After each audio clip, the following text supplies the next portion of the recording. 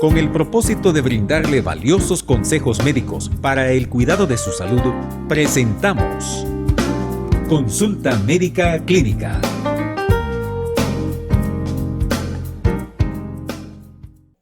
¿Qué tal? Este día traemos un tema muy interesante, aunque poco conocido, como es la apnea del sueño. Y para compartir sus conocimientos médicos y clínicos en este cuadro, tenemos con nosotros al doctor Luis Ernesto González, médico con su especialidad en neurología y una subespecialidad en somnología. Bienvenido, doctor. Gracias por estar con nosotros. No sabe cómo nos encanta tenerlo. Gracias, doctora Serena, muy amable. Gracias por la invitación y gracias también a este espacio donde podemos tratar estos temas muy importantes, especialmente este, que es un tema que tiene un impacto social, ¿verdad?, notable. Y lo más importante es que es una entidad que, además de ser muy importante por sus implicaciones médicas, también es prevenible. ¿Podría hablarnos un poquito más sobre lo que es la apnea del sueño y cuáles son los síntomas? Bueno, cuando yo trato de hablar este tema, siempre me refiero a la Biblia, porque el que se inventó la respiración en el ser humano fue Dios, que Él fue el que dio el primer aliento de vida al ser humano. O sea que el primer tratamiento de la apnea del sueño que aparece está en la Biblia. En Génesis aparece que Dios dio el aliento en su nariz. Justamente ahí tenemos formas de tratar la apnea del sueño a través de ventilación no invasiva que se aplica a la nariz, así como la Biblia lo menciona en Génesis. Ahora, ¿qué es la apnea de sueño? Bueno, quizás nos remitimos a la propia palabra. La palabra es una palabra que usamos en griego, que significa a, que es sin, y neumos, que es flujo o aire, ¿verdad? Aliento, ¿verdad? Neumos es aliento, entonces significa sin aliento. ¿Qué significa eso? Que la apnea es la pausa respiratoria que dura más de 10 segundos y que se repite en una frecuencia superior a los 5 veces por hora. Además de eso, se debe de acompañar con una reducción de la cantidad de oxígeno que se mide a través de un dedo, ¿verdad? Y ese valor que coincide con esa pausa respiratoria o reducción del tamaño respiratorio debe de coincidir con una reducción de menos del 4% del oxígeno que yo tengo normalmente en vigilia. Entonces, eso es el concepto de apnea del sueño. ¿Y los síntomas, cómo es que se detecta? Porque probablemente no es el paciente el que lo detecta, ¿verdad? Sí, Sino que es exacto. el que está durmiendo con él. Muy importante observación. Curiosamente, la apnea del sueño no lo reporta quien lo padece, sino que lo reporta es el acompañante, ¿verdad? El testigo, digamos, que convive con la persona, usualmente la esposa. Es una enfermedad más asociada al hombre. La mujer tiene una hormona protectora, que es la progesterona. En cambio, la testosterona es una sustancia biológica que promueve la relajación muscular. Entonces, ¿cuáles son sus síntomas? Las primeras provienen de la esposa, que se queja de que el hombre ronca mucho. El ronquido es normal y nosotros lo medimos en decibeles, que es la cualificación del ruido en intensidad. Cuando la intensidad del ronquido supera los 60 decibeles, que sería como que yo diera un grito con la puerta cerrada y alguien atrás de la puerta me podría oír a 2 metros. Entonces, ese es el ronquido patológico, es decir, un ronquido que se escucha fuera de la habitación con la puerta cerrada ya es patológico. Es el primero. Lo segundo eso no lo nota el paciente, lo nota el acompañante. Es un ruido que desaparece cuando el paciente se le toca. Por ejemplo, muchas señoras dicen, mi esposa ronca tan fuerte que yo tengo que tocarlo para que deje de roncar. Eso quiere decir que ese ruido aparece únicamente vinculado al sueño. También puede estar relacionado con la postura. Es más frecuente cuando está boca arriba. ¿Qué va a sentir un paciente? Un paciente usualmente siente somnolencia al día siguiente, porque el sueño interfiere la apnea interfiere con el sueño. Cada vez que el sueño reduce 4% su nivel de oxígeno, o cuando la pausa respiratoria supera los 10 segundos, el cerebro se va a despertar como un mecanismo de defensa. Y eso puede ocurrir 10 veces por hora. Es como que lo estuviéramos pellizcando 10 veces cada hora. Entonces el sueño no se consolida, no se profundiza, no hace las fases normales de sueño y lo expresa como una deuda. La forma de manejar el sueño nosotros lo clasificamos en base a varias formas. Una de ellas es clasificar el sueño en 3 grados. El grado 0 es aquel paciente que tiene apnea de sueño, pero él en el día siguiente no se duerme. Estaría viendo este programa y no estaría dormido, estaría despierto. Entonces ese es grado 0. Es decir, si le hacemos un estudio a ese paciente, lo tendría, pero el paciente no nota. Y así vamos aumentando el puntaje en cuanto a la gravedad. ¿Y cómo se diagnostica que la persona, cómo hacen el diagnóstico? Esta persona tiene apnea del sueño. Bueno, el primero es el clínico. Siendo con la descripción de la clasificación en el consultorio, el paciente puede avanzar de apnea de sueño, donde solo lo reporta únicamente la esposa, pero él no se queja de nada, ese es 0. Ese paciente básicamente es observación, recomendaciones, baje de peso, duerma de lado, use una almohada en espalda o use nosotros le decimos una mariconera, la que ocupamos en el aeropuerto, introduzca 2 objetos sólidos y le da la vuelta y se lo pone en la espalda y lo engancha aquí atrás, adelante, y se pone el objeto atrás. Eso va a impedir de que usted cambie, que se quede boca arriba y lo va a obligar a dormir de lado. Y con eso a veces bajar de peso. Si usted está en la clasificación 1, que es sueño intermitente o sueño depende de qué, el paciente le va a decir, sí es cierto, ronco y cuando hago ciertas cosas me da sueño. Por ejemplo, si me desvelo, si me quedo viendo una película, entonces ahí en ese momento me va a dar sueño al día siguiente. Entonces ese es grado 1. El grado 2 es el sueño persistente, es apnea de sueño con sueño persistente. Ese paciente le va a decir, mire, yo me duermo sentado mientras estoy viendo televisión, mientras estoy oyendo al pastor, estoy sentado en el culto y estoy dormido, estoy viendo televisión, estoy dormido. Nos ponemos a orar en un grupo de oración y me toca mi turno y me encuentran dormido. Si me ponen a leer y antes de que llegue el turno ya estoy dormido. Estoy leyendo la revista, la edición bíblica de que la revista que produce la iglesia y llego al segundo párrafo, estoy dormido. Si el tráfico está pesado y voy con buen aire acondicionado y voy de atrás, ¿verdad? Me voy durmiendo. Si el doctor se tarda 15 minutos en atenderme, me duermo en la silla. Entonces, mientras más intenso es el grado de apnea, más interferencia da y entonces ese paciente va a tener somnolencia persistente donde quiera. Hay un punto de la somnolencia persistente muy importante y es cuando el sueño ocurre mientras manejamos. Ese paciente, si le da sueño, interfiere la conducción, entonces ese paciente, la mortalidad de él es casi del 40% a 5 años. Y el grado 3 es cuando la somnolencia se acompaña con morbilidad. Por ejemplo, el paciente tiene hígado graso, tiene su primer infarto cardíaco, tiene su primer ataque isquémico transitorio o ya tiene una nicturia, o sea que ya va al baño porque dice, mire, fíjese que a mí me acuesto y como a las 2 de la mañana me voy a dormir. Y cree que es la próstata.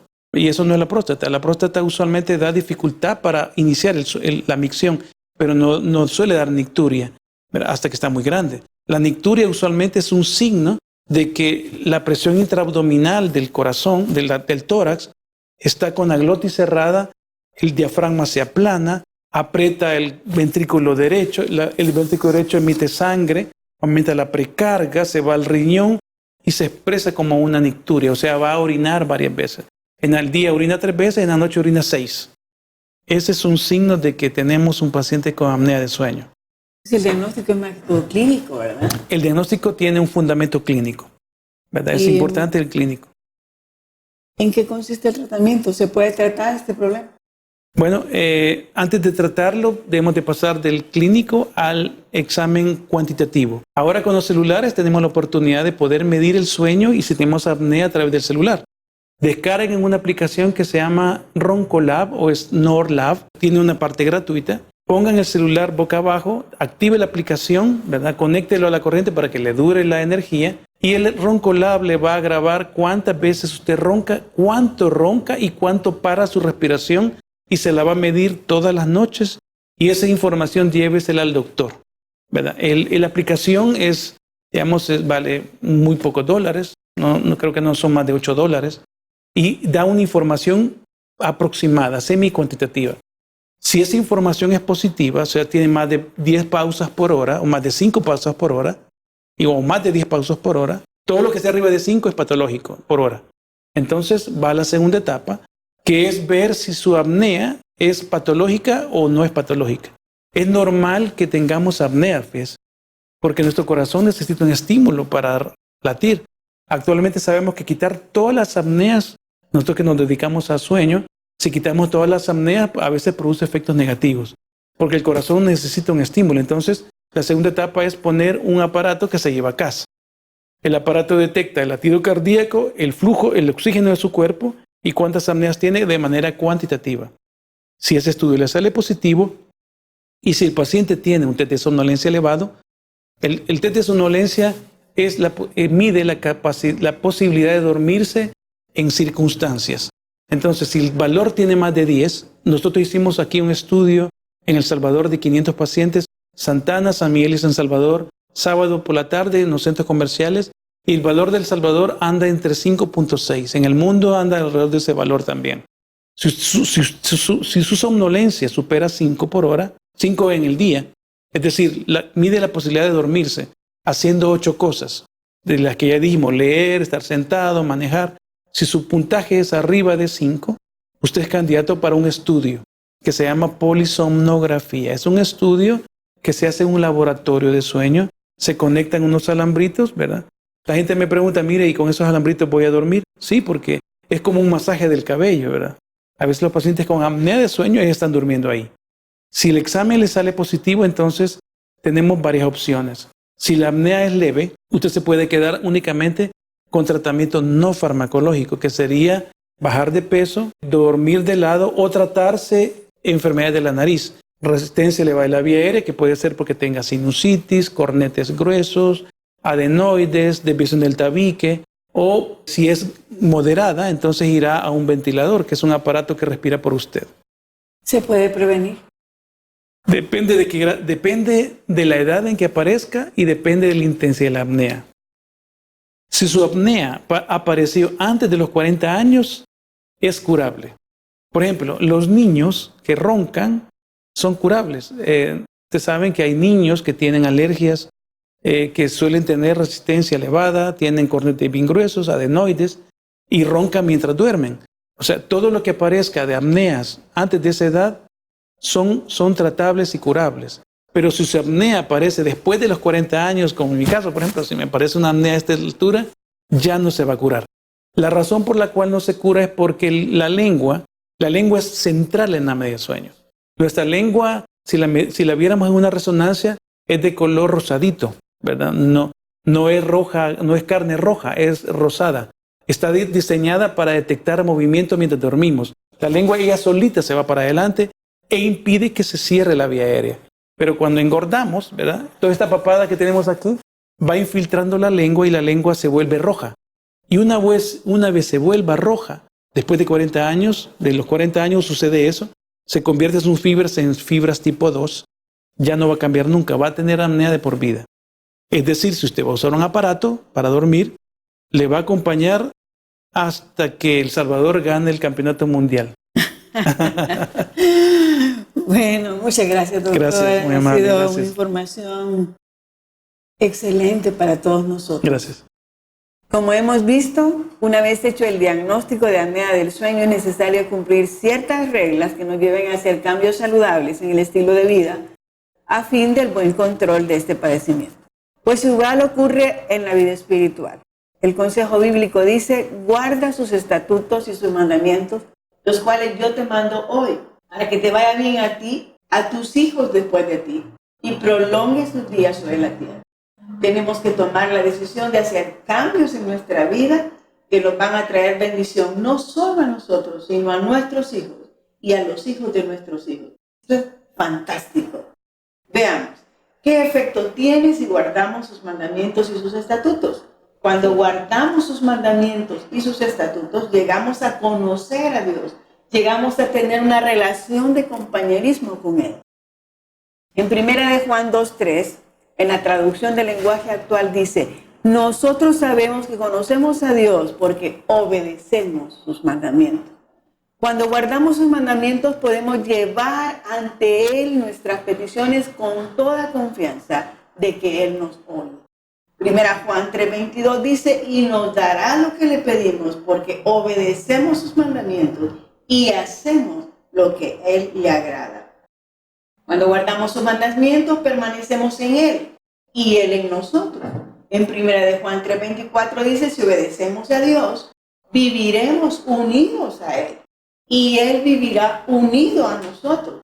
Esto lo sabemos por el Espíritu Santo que nos ha dado. Cuando guardamos sus mandamientos, la bendición alcanzará nuestra descendencia. Esto constituye el mejor seguro de vida. Nosotros demostramos que amamos a Dios, dice 1 Juan 5:3. Cuando obedecemos sus mandamientos, y obedecerlo, dice, no es difícil. Esto me encanta, lo dice la traducción al lenguaje actual. No es difícil porque el mismo Dios nos capacita a obedecerlo. Usted solamente tiene que disponerse a recibir esa bendición de Dios y Él la ofrece gratuitamente. Juan 3:16. Seguimos en la traducción al lenguaje actual. Dice: Dios amó tanto a la gente de este mundo que me entregó a mí, dice Jesús, que soy su único hijo, para que todo aquel que crea en mí no muera, sino que tenga vida eterna. Solo es cuestión de creer que Jesús murió para pagar nuestros pecados y darnos vida eterna. ¿Qué es esto? Yo te invito a dar un paso de fe y decirle: Señor Jesús, creo que tú pagaste por mis pecados en la cruz del Calvario. Me arrepiento de todo corazón. Te pido perdón y por fe te recibo como mi único y suficiente Salvador. Lléname con tu Espíritu Santo y dame la vida eterna que tú me has prometido. Amén. Que Dios te bendiga y hasta nuestro próximo programa.